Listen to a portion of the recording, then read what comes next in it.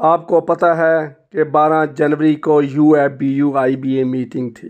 बहुत long awaited meeting थी और UFBU ने इसके बारे में पहले चेन्नई में मीटिंग करके स्ट्रेटजी तैयार करी थी कि रेजिडुअल इश्यूज़ पर जो मीटिंग होगी उसमें हमने क्या स्ट्रेटजी अडॉप्ट करनी है। और इसमें यह कहा गया था कि 12 जनवरी की मीटिंग में मुंबई में जो मीटिंग हुई है उसमें रेजिडुअल इश्यूज़ में 2-3 इशू क्लिक हो जाएंगे। लेकिन जैसे मैंने पहले बताया है, मैं अपनी पहली वीडियो में बताया है, जब मैंने बताया है कि 12 जनवरी को मीटिंग है तो उस दिन ही मैंने साथ में ये भी बताया था, आप वीडियो देखकर दोबारा सुन सकते हो, देख सकते हो कि कुछ रिज़ल्ट निकलने वाला नहीं है, क्योंकि nobody is serious, IBA is not serious, UFBU is not serious. और इसमें डोमिनेशन का भी इशू चल रहा है, कौन सी यूनियन बड़ी है, कौन सी छोटी है, कौन सी यूनियन डोमिनेट कर रही है, कौन सा लीडर डोमिनेट कर रहा है। तो सभी इश्यूज़ पर सभी लीडर्स एग्री भी नहीं कर रहे हैं। इस बेस पर मैंने ये कहा था कि रिज़ल्ट नहीं निकल सकता।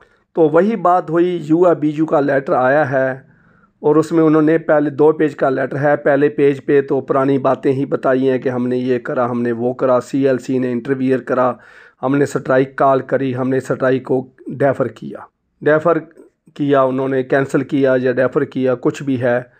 तो ये रिज़ल्ट निकला। अब फिर उन्होंने ये देखा है कि IBA का रिस्पॉन्स जो है वो पॉजिटिव उनको नहीं मिला।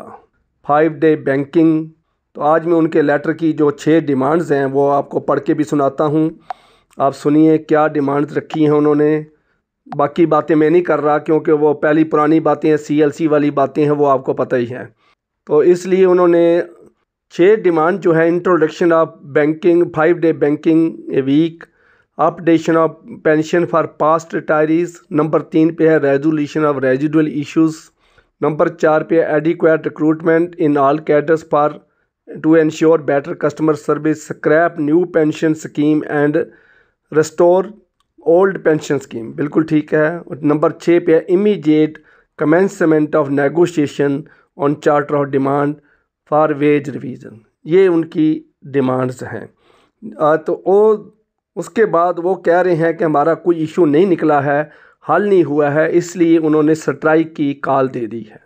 30 जनवरी और 31 जनवरी की स्ट्राइक की कॉल है।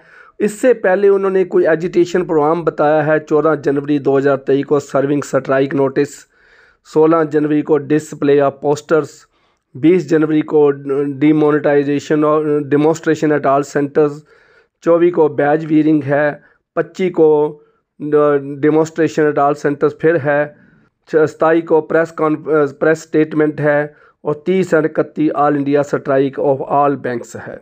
तो इसमें देखिए हमारे को कुछ भी समझ नहीं आ रहा है कि क्या सोच के ये पहले स्ट्राइक डेफर क्यों करी। पहली क्वेश्चन तो ये है, जब पहले चीफ लेबर कमिश्नर ने आपको एश्योरेंस दिया था तो वो एश्योरेंस कहाँ है? क्या उन्होंने IBA से बात करी? क्या ट्राईपार्टाइट बात हुई? क्या IBA ने वहाँ पर येस किया था? क्या आपने चेन्नई की मीटिंग में क्या स्ट्रेटजी तैयार करी? मीटिंग में जाके इतनी लॉन्ग अवेटेड मीटिंग आपने इतना शॉर्ट डाल के मीटिंग करी और उसके बाद रिजल्ट कुछ नहीं निकला है।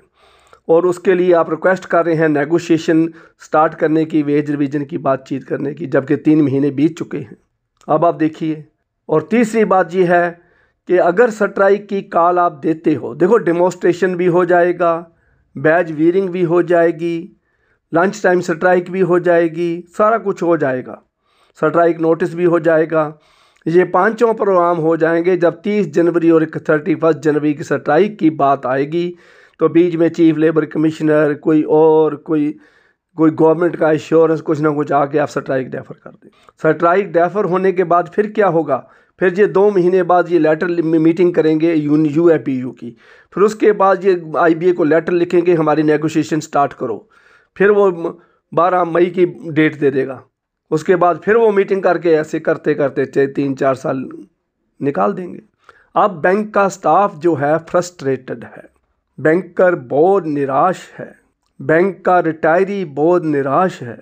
अभी भी वो कह रहे हैं pension updation for past retirees. What is the definition of past retirees? किसको ये पास्ट रिटायरीज कह रहे हैं? 1986 रिटायरीज, 1986 रिटायरी हमारे पास जिंदा कितने हैं? अगर कोई है भी तो 2-3% तो उनकी बात हो रही है, 97% की तो बात ही नहीं हो रही है। अभी 97% रिटायरीज की तो बात अभी शुरू ही नहीं हुई है। अभी तो 3% की वो बात कर रहे हैं।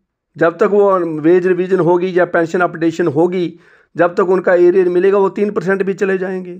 तो जीरो एक्सपेंडिचर है, वो तो एक डम्मी पेंशन अपडेशन है। अगर ऐसा ही करना है जो तो डम्मी है, आपको पता है 2 साल और पेंशन अपडेशन में लग जाएंगे तो वो भी चले जाएंगे। तो इसका क्या लाभ हुआ?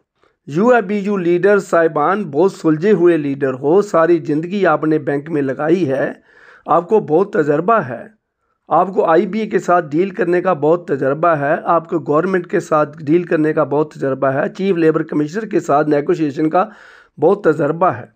उसका क्या रिज़ल्ट निकलता है? फॉल्स एश्योरेंस देते हैं, ये फॉल्स एश्योरेंस है।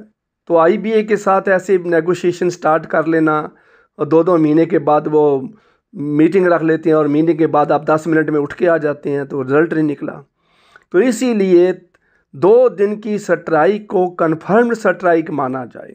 सभी सर्विंग बैंकर्स भाइयों, इस बार सभी यूनियन लीडर से मैं रिक्वेस्ट करता हूँ कि इस बार किसी तरह भी किसी भी एश्योरेंस पर स्ट्राइक को डेफर ना किया जाए।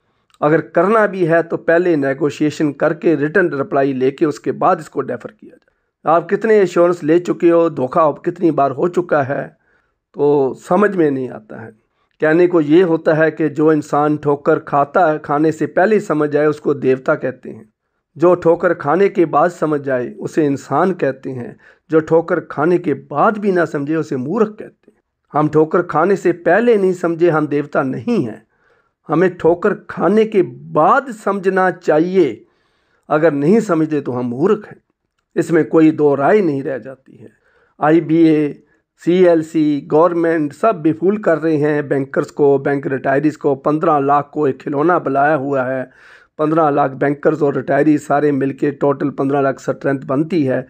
उन सभी को चाबी वाला खिलौना समझ रखा है, जितनी चाबी भरती हैं उतनी देर वो नाचता है, उसके बाद वो बंद हो जाता है।